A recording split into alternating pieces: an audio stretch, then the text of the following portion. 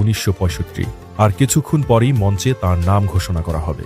Indo পাক যুদ্ধে অসামান্য বীরত্বের জন্য হিলালি জুরাত সম্মাননা নেবেন ইস্ট বেঙ্গল রেজিমেন্টের কমান্ডার জিয়াউর রহমান। তবে এই মুহূর্তে তেমন টান অনুভব করছেন না, তার মন পড়ে আছে ঘরে।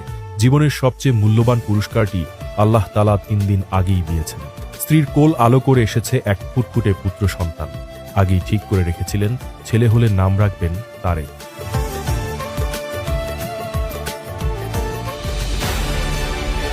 যখন খেমকারানের যুদ্ধে বুরকি খালের তীরে বাংকার বানিয়ে একের পর এক ইন্ডিয়ান ট্যাঙ্ক ধ্বংস করেছেন, তখন বারবার মনে হয়েছে এই বুঝি শেষ, আর কখনো হয়তো ফিরে যেতে পারবেন না প্রিয় স্ত্রীর কাছে।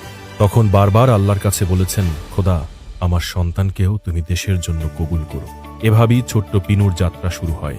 পরিবারের সাধারণ জীবন থেকে ৭১-এর বিদ্রোহ ঘোষণা, বন্দী জীবনের নিপীড়ন এবং ৭৫ পরবর্তী সময়ের দেশের হাল ধরা সবকিছুর প্রত্যক্ষদর্শী ছিলেন শৈশব থেকে কৈশোরে পদার্পণ করা তারেক রহমান।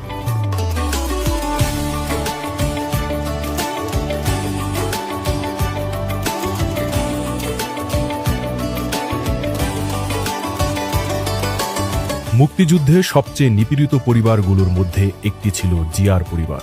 স্বাধীনতা ঘোষণায় হতবিহ্বল পাকিস্তান আর্মির কাছে তিনি ছিলেন মোস্ট ওয়ান্টেড। তিনি রণাঙ্গনে চলে গেলে বেগম জিয়া 2 শিশুপুত্রকে নিয়ে আত্মগোপনে চলে যান।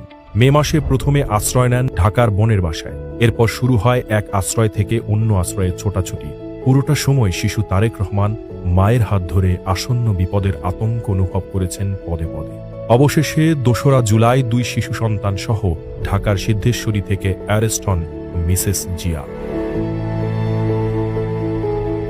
এর মাত্র 5 দিন পরে বাংলাদেশ সামরিক বাহিনীর প্রথম নিয়মিত ব্রিগেড জেড ফোর্সের প্রধান নিযুক্ত হন জিয়াউর রহমান।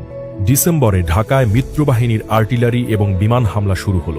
তখন তারাও লক্ষ্যবস্তুতে পরিণত হলেন। যুদ্ধের স্মৃতিচারণে তারেক রহমান বলেন, যুদ্ধের সময় আমাদের ঘরের একাংশে বোমা পড়ে। প্রচণ্ড শব্দে আমরা কাঁপছিলাম, আমাদের কান্নাও থেমে গিয়েছে।